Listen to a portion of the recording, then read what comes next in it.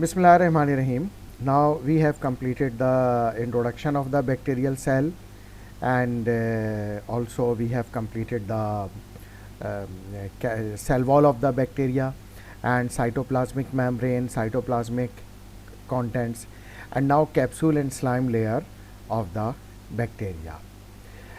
If we talk about the capsule and slime layer of bacteria, so many bacteria secrete extracellular polysaccharides that are associated with exterior of the bacterial cell, means external part of bacterial cell, वहाँ से ये लिपोपॉलीसैकेराइड secrete होते हैं. इनको short form में EPS extra cellular polysaccharide कहा जाता है. तो EPS composed primarily of 2% carbohydrate and 98% water and provide a gummy exterior to the wall. गमी यानी चिपकने वाली गम लाइक अपीयरेंस इसकी होती है. Morphologically two extreme form exist. इसकी जो एक्स्ट्रा सेलुलर पॉलीसैकेराइड हैं इसकी दो फॉर्म एग्जिस्ट करती हैं. Number one is capsules. Capsule क्या है? Which form a tight fairly rigid layer closely associated with the cell, and second is the slime which are loosely associated with the cells. तो दो तरह की होती हैं ये एक्स्ट्रा सेलुलर पॉलीसैकेराइड्स. एक तो होती है कैप्सूल और दूसरी होती है स्लाइम लेयर या स्लाइम. कैप्सूल लेयर जो है वो टाइट फेयरली रिजिड लेयर है और closely associated with the cell wall, जबकि स्लाइम जो होती है वो loosely associated with the cell wall. तो ये इसके स्ट्रक्चर में थोड़ा सा मॉर्फोलॉजिकली डिफरेंस है. Both forms function similarly. दोनों के काम एक ही है. To offer protection against desiccation. Desiccation means कि जैसे अगर हम एक ग्लास में पानी भरें और उसमें चम्मच हिलाएं तो उसको हम जो वाटर जो मूव करेगा तो उससे क्या होगा कि वो एक डेसिकेशन का प्रोसेस होगा. तो उससे क्या होगा कि ये protection against desiccation to provide a protective barrier against the barriers penetration of the biocide, ताकि कोई बायोसाइड यानी कोई एंटी बैक्टीरियल सब्सटेंस उसमें एंटर ना होने की कोशिश कर सके, डिसइंफेक्टेंट ना एंटर होने की कोशिश करे, एंड पॉजिटिवली चार्ज्ड एंटीबायोटिक्स ना आए. So to protect against engulfment by phagocytes, यानी जो लिम्फोसाइट्स होते हैं, फैगोसाइटिक सेल्स होते हैं, उनसे एनगल्फ ना हो, वो रिकग्नाइज हो, and protozoa, and to act as a cement binding cells to each other and to substratum in biofilm. यानी सबस्ट्रेटम बना के बायोफिल्म में ये मौजूद रहते हैं, सीमेंट बना के प्रोटेक्टेड रहते हैं. यानी एक्चुअली प्रोटेक्टेड इस तरह से रहते हैं कि जब इनके ऊपर कैप्सूल या स्लाइम लेयर होती है तो ये रिकग्नाइज नहीं हो पाते कि ये बैक्टीरिया है. तो फिर इम्यून सेल जो है वो इनको फैगोसाइट्स नहीं कर पाते, फैगोसाइटाइज यानी एनगल्फ नहीं कर पाते. और इसके अलावा एंटीबायोटिक इस लेयर को, कैप्सूल का या स्लाइम लेयर को क्रॉस नहीं करती, तो उस वजह से जो है वो ये पेनिट्रेट नहीं करती. तो उस तरह से भी जो है वो ये एंटीबायोटिक से या बायोसाइड्स या डिसइंफेक्टेंट से भी किल होने से बैक्टीरिया बच जाते हैं. तो इस तरह से ये एक प्रोटेक्टिव लेयर के तौर पर काम करती हैं दोनों capsules and slime layers. One such polymer that perform all these function is alginate. यानी इसमें एक और जो यानी जो सब्सटेंस है जो ये काम करता है वो है एल्जिनेट, यानी यही प्रोटेक्शन प्रोवाइड करने वाला. Produce by Pseudomonas ओरिजिनोसा. यानी एक बैक्टीरिया है Pseudomonas ओरिजिनोसा, very notorious organism, opportunistic organism, mycobacteria है जो कि सीवियर इन्फेक्शन करता है किडनी में भी और लंग में भी. तो ये जो है एल्जिनेट, यानी जो इसकी कैप्सूल लेयर जो होती है वो एल्जिनिक एसिड की बनी हुई होती है. Bacterial EPS such as alginate and the high molecular weight dextrin. इसके अलावा जो दूसरे एक्स्ट्रा सेलुलर पॉलीसैकेराइड्स हैं उसमें डेक्स्ट्रिन है. प्रोड्यूस्ड बाय ल्यूकोनोस्टॉक मेजेंटेरियोइड्स, ये भी बैक्टीरिया हैं. May be harvested and use as a pharmaceutical aids, surgical dressings and drug delivery system. Dextrin के बारे में मैं आपको बता चुका हूँ कि ये इसका फार्मास्यूटिकल यूज़ बहुत ज़्यादा है. इवन एल्जिनेट का यूज़ जो है वो भी है फार्मास्यूटिकल प्रिपरेशन बनाने में, सर्जिकल ड्रेसिंग बनाने में, drug delivery system particularly tablet बनाने में. डेक्स्ट्रिन जो है वो प्लाज्मा एक्सपेंडर के तौर पे भी यूज़ होता है.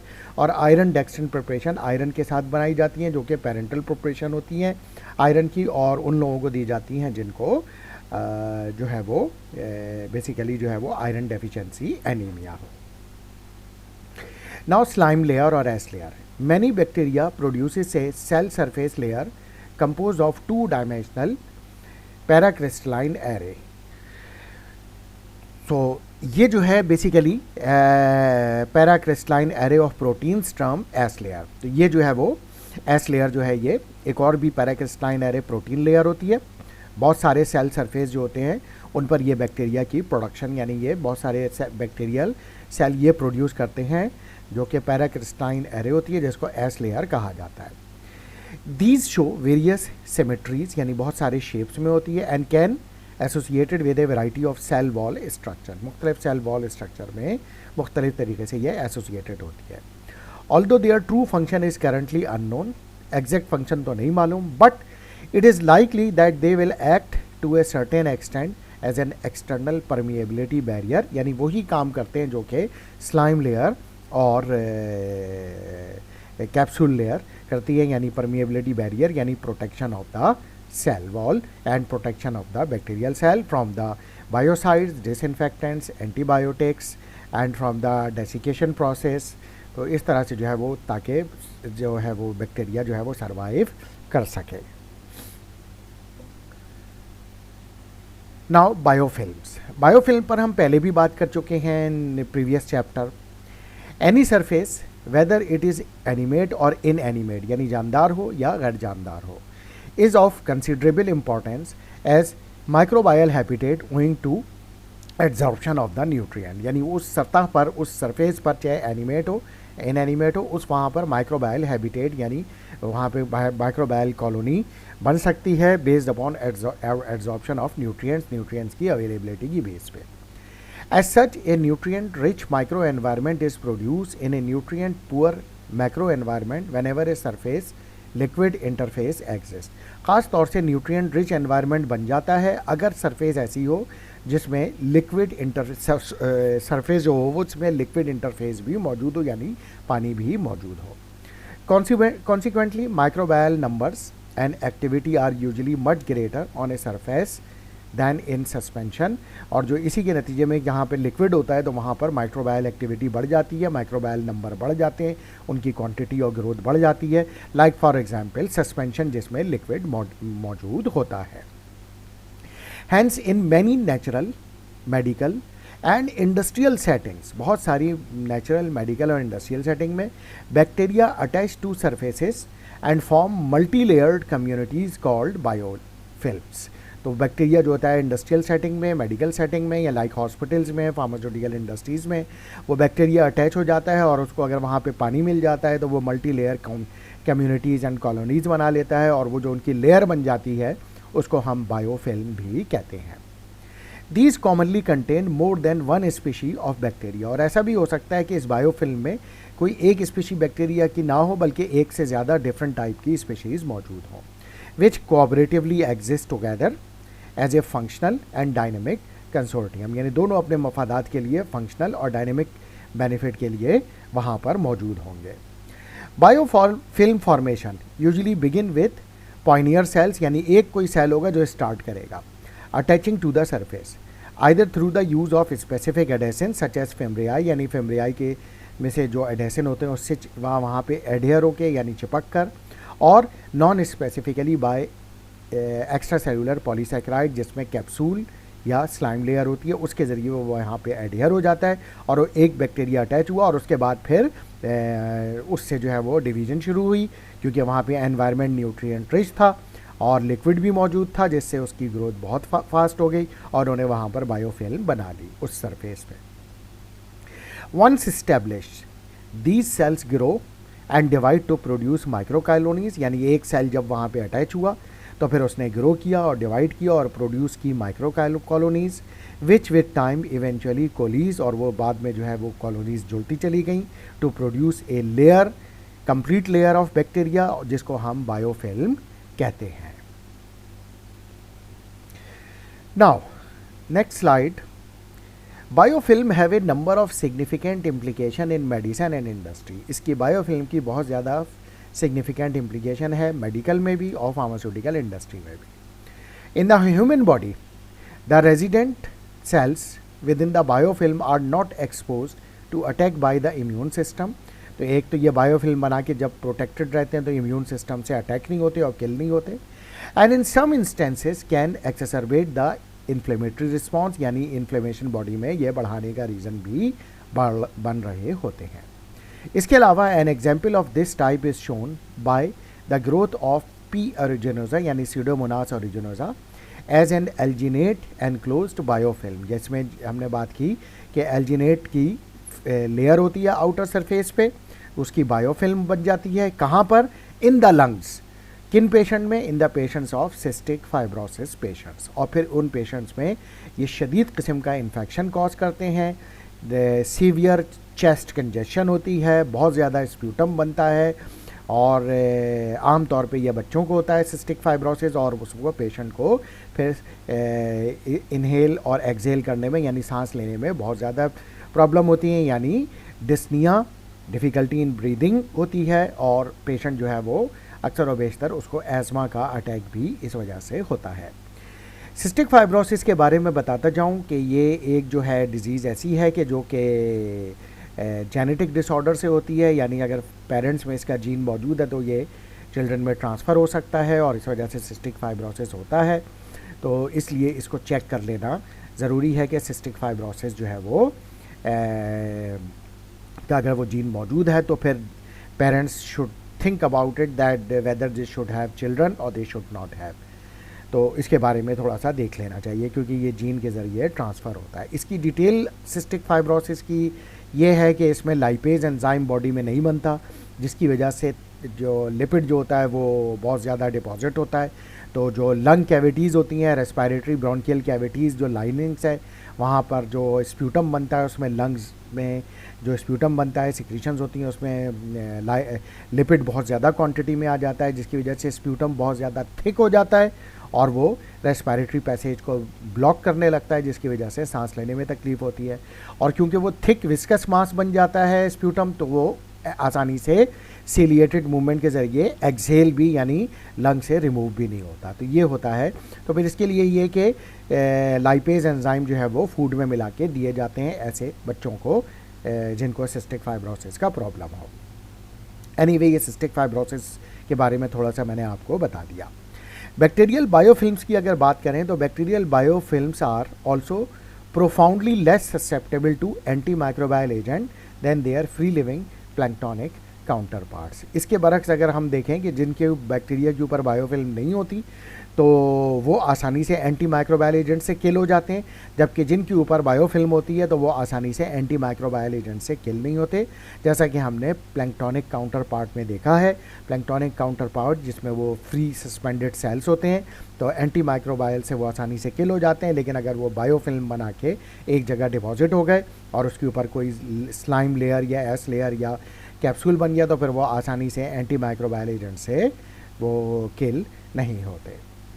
As a consequence, bacterial biofilm that form on contaminated medical implants and prosthetic devices, manufacturing surfaces or fluid conduit systems are virtually impossible to eliminate with antibiotics or biocides. इसी वजह से ये होता है कि वो बैक्टीरिया जो बायोफिल्म बना के किसी भी सरफेस पर मौजूद हो, अब चाहे वो मेडिकल इम्प्लांट हो यानी वो इम्प्लांट जो बॉडी में लगाया जा रहा है, प्रोस्थेटिक डिवाइसेस यानी आर्टिफिशियल डिवाइस कोई बॉडी में लगाई जा रही है, कोई मैन्युफैक्चरिंग सरफेस हो इंडस्ट्री में, या फ्लूइड सिस्टम हो जहाँ से पानी आता है, अगर वहाँ पे ये बायोफिल्म बना के मौजूद है तो ना वो आसानी से एंटीबायोटिक से रिमूव किए जा सकते हैं और ना ही बायोसाइड से वो जो कॉलोनीज़ हैं बैक्टीरिया की आसानी से रिमूव की जा सकती हैं। तो उसके लिए हमें स्पेशलाइज तरीके से उसके जो है वो क्लीनिंग करनी पड़ेगी, जिसके कुछ स्पेशल मेथड होते हैं किस तरीके से उनको किया जाए फार्मास्यूटिकल इंडस्ट्री में। Now the next is bacterial sporulation. तो ये हमने कैप्सूल, स्लाइम लेयर और एस लेयर और उसकी इंपॉर्टेंस, उसकी कंपोजिशन, उस पर हमने बात कर ली। अब हम बात करते हैं बैक्टीरिया जो स्पोर्स बना लेता है। In few bacterial genera notably like bacillus and Clostridium, a unique process takes place in which the vegetative cell undergoes a profound biochemical change to give rise to a specialized structure called an endospore or simply spore। यानी ये bacillus या Clostridium है और कुछ और bacteria है। तो ये अपने जो सेलुलर कंडीशन है यानी जो बैक्टीरियल सेल है जिसको वेजिटेटिव सेल कहते हैं, उससे कन्वर्ट हो जाते हैं बायोकेमिकली और एक नया स्ट्रक्चर बना लेते हैं जो कि सिंपली स्पोर या एंडोस्पोर कहलाता है। This process of sporulation is not a part of reproductive cycle, तो ये रिप्रोडक्टिव साइकिल का पार्ट नहीं है, but the spore is highly resistant cell that enable the producing organism to survive in adverse environmental conditions such as lack of moisture or essential nutrients, toxic chemicals, radiation and high temperature। बल्कि ये sporulation यानी spore बनने का अमल कब होता है?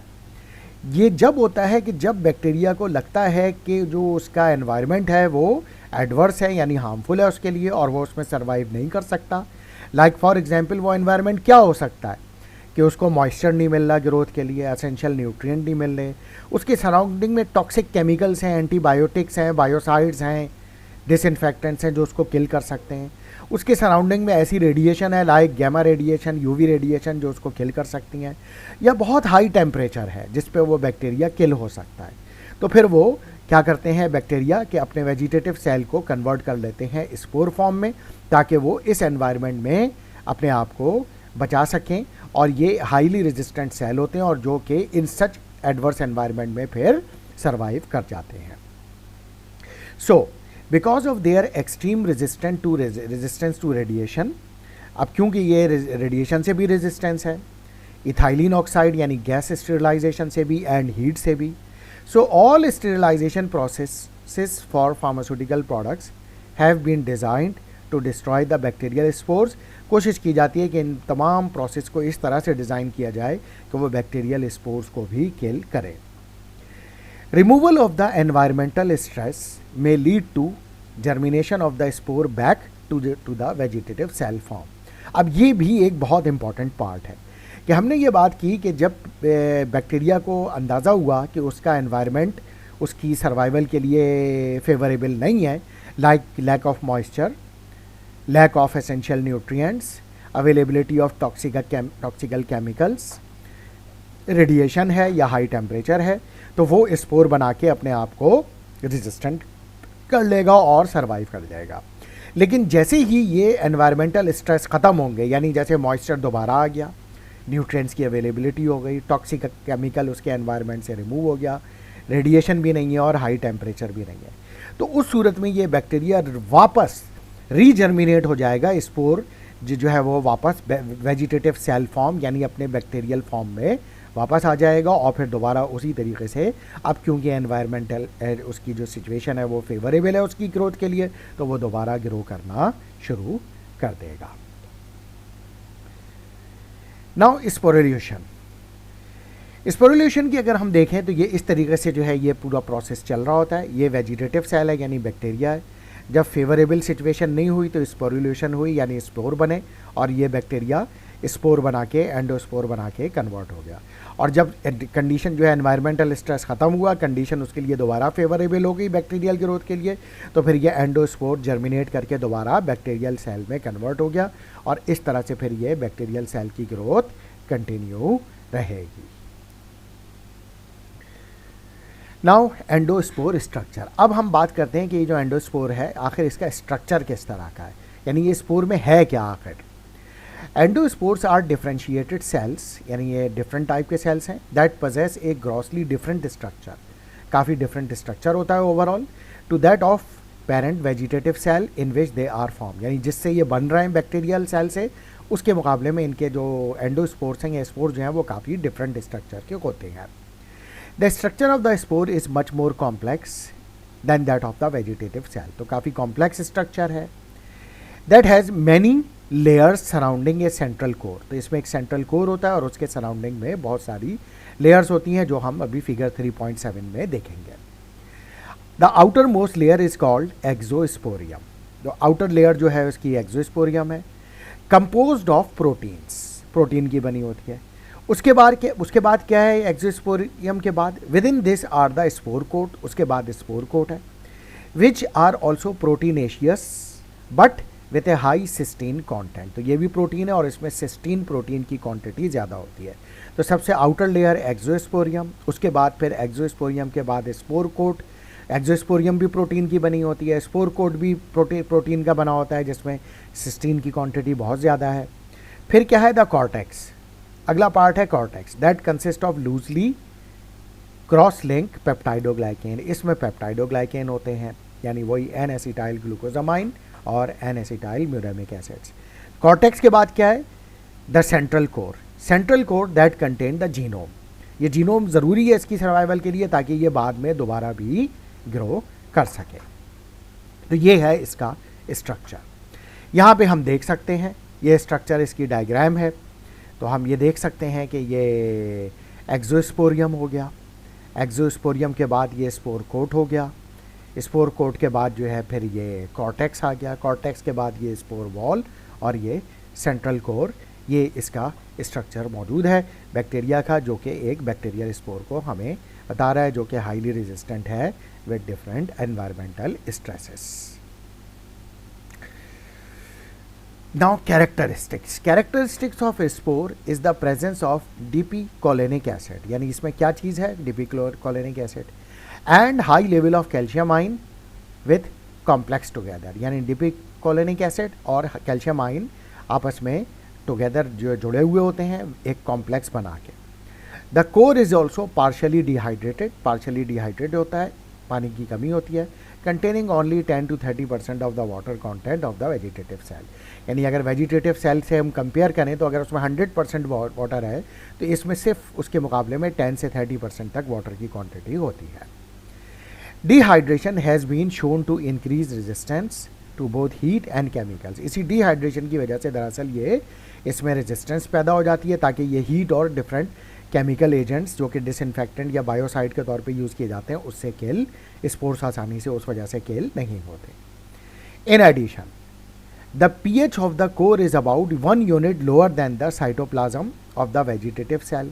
इसका pH भी 1 यूनिट कम होता है साइटोप्लाज्म के मुकाबले में, जो साइटोप्लाज्मिक pH होता है बैक्टीरिया का, and contain high level of core specific protein that bind tightly to the DNA। Core specific protein DNA से बाइंड होती है and protect it from the potential damage, और इस तरह से ये DNA को डैमेज होने से बचा रही होती है। दीज कोर स्पेसिफिक प्रोटीन, जो कोर स्पेसिफिक प्रोटीन्स हैं, also function as an energy source for the out growth और germination of new vegetative cell from the endospore. और जो इसके अंदर जो कोर स्पेसिफिक प्रोटीन है वो एनर्जी सोर्स है और स्टोर्ड एनर्जी है जब तक ये स्पोर बना के रखेंगे। फिर जब एनवायरनमेंट जैसे ही फेवरेबल होगा तो जब स्पोर से दोबारा बैक्टीरियल सेल ग्रो करेगा यानी वेजिटेटिव सेल ग्रो करेगा तो अब ये एनर्जी सोर्सेज यूटिलाइज होंगे अपनी प्रोटीन्स के और ये आउटग्रोथ होगी यानी रीजर्मिनेशन होगी और दोबारा ये वेजिटेटिव सेल और बैक्टीरिया में कन्वर्ट हो जाएंगे। तो इस तरह से जो होगा ये कोर प्रोटीन जो होगी वो एनर्जी को जो है वो यूटिलाइज करेंगी। नाउ एंडोस्पोर फॉर्मुलेशन और sporulation require that the synthesis of some protein involved in vegetative cell function cease and that specific spore proteins are made। यानी जो स्पोर बनने का प्रोसेस है वो इस तरह से स्टार्ट होता है कि जब फेवरेबल एनवायरनमेंट नहीं होता तो वो प्रोटीन जो वेजिटेटिव सेल की ग्रोथ को करा रही होती हैं उसका फंक्शन सीज हो जाता है, यानी वो प्रोटीन जो कि वेजिटेटिव यानी बैक्टीरियल सेल की ग्रोथ कराती हैं वो स्टॉप हो जाती हैं, बल्कि वो प्रोटीन्स एक्टिवेट हो जाती हैं जो कि स्पोर को बनाती हैं। This is accomplished by activation of a variety of spore specific genes. और वो कैसे होता है यानी वो प्रोटीन्स कैसे एक्टिवेट होती हैं जब उनके जीन्स एक्टिवेट होते हैं, जिनके में दो जीन जो है जिनके बारे में अभी तक नॉलेज है, जिसमें एक जीन है SPO और एक जीन है SSP। तो ये दो जीन जो है वो जिनके बारे में अभी तक हमें मालूम है कि ये स्पोर फॉर्मेशन में हेल्प आउट करते हैं यानी उन प्रोटीन्स को एक्टिवेट करते हैं, यानी ये जीन्स एक्टिवेट हो जाते हैं और उन प्रोटीन्स को बनाते हैं जो कि स्पोर के लिए ताकि ये बैक्टीरिया को स्पोर में कन्वर्ट किया जाए। The proteins coded by these genes catalyse a series of events, यानी एक सीरीज ऑफ रिएक्शन स्टार्ट हो जाता है and leading ultimately to the production of a dry, और आखिर में एक ड्राई मेटाबॉलिकली इनर्ट यानी जिसमें मेटाबॉलिक एक्टिविटी ना होने के बराबर हो, बट एक्सट्रीमली रेजिस्टेंट यानी एनवायरमेंटल स्ट्रेस से एक्सट्रीमली रेजिस्टेंट हो, एंडोस्पोर बिलाखिर बन जाता है इस कैटालिटिक प्रोसेस के ज़रिए जिसमें सीरीज ऑफ इवेंट्स शामिल है।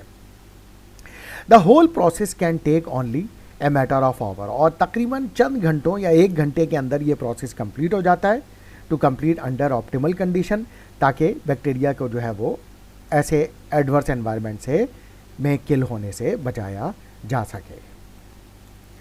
तो ये जो है एंडोस्पोर फॉर्मेशन का प्रोसेस है। फिर आते हैं हम एंडोस्पोर जर्मिनेशन पे।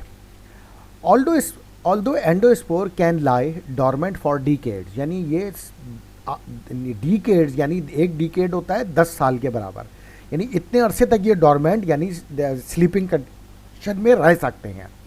And they can revert back to a vegetative cell very rapidly, और फिर उसके बाद ये वापस बैक्टीरियल सेल में वेजिटेटिव सेल में कन्वर्ट हो सकते हैं। Activation of process may occur through removal of the stress inducer that initiated the sporulation. जब एक्टिवेट कब होंगे, जैसे हमने पहले बात की, जब वो स्ट्रेस इसके सराउंडिंग में जब था वो वहाँ से रिमूव हो गया, और अब उसके लिए कंडीशन बैक्टीरिया के लिए दोबारा ऐसी है कि वो आसानी से ग्रो कर सकता है और किल नहीं होगा।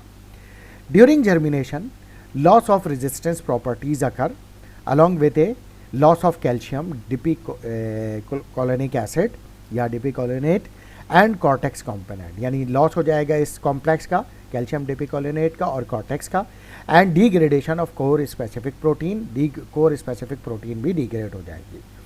उसके बाद क्या होगा, आउट ग्रोथ अकर, यानी उसमें से आउट ग्रोथ यानी स्टार्ट होना शुरू हो जाएगी ग्रोथ बैक्टीरिया की, involving water in uptake, water uptake होगा क्योंकि मॉइस्चर आ गया, and synthesis of the new RNA, दोबारा आरएनए बन जाएगा, और इसके अलावा न्यू आरएनए के अलावा प्रोटीन्स एंड डीएनए बनेगा, until eventually after a matter of minutes, और कुछ मिनट के बाद द वेजिटेटिव सेल इमर्जेस, और वेजिटेटिव सेल यानी बैक्टीरिया बन जाएगा from the fracture of spore coat, जो स्पोर का जो आउटर कोट होगा वो रप्चर हो जाएगा, फ्रैक्चर हो जाएगा, and begin to divide again, और दोबारा वो बैक्टीरियल सेल जो होगा वो अपीयर हो जाएगा जिसको हम वेजिटेटिव सेल भी कह रहे हैं, और फिर वो इस तरह से वो एक सेल बनेगा, फिर उससे 2, फिर 2 से 4, 4 से 6, 4 से 8, 8 से 16, इस तरह से ये डिवीजन इसकी स्टार्ट हो जाएगी। तो ये जो होगी एंडोस्पोर की जर्मिनेशन बैक्टीरिया में इस तरह से होगी। इसके बाद है bacterial toxin, but bacterial toxin we will discuss in the next lecture. Thank you very much.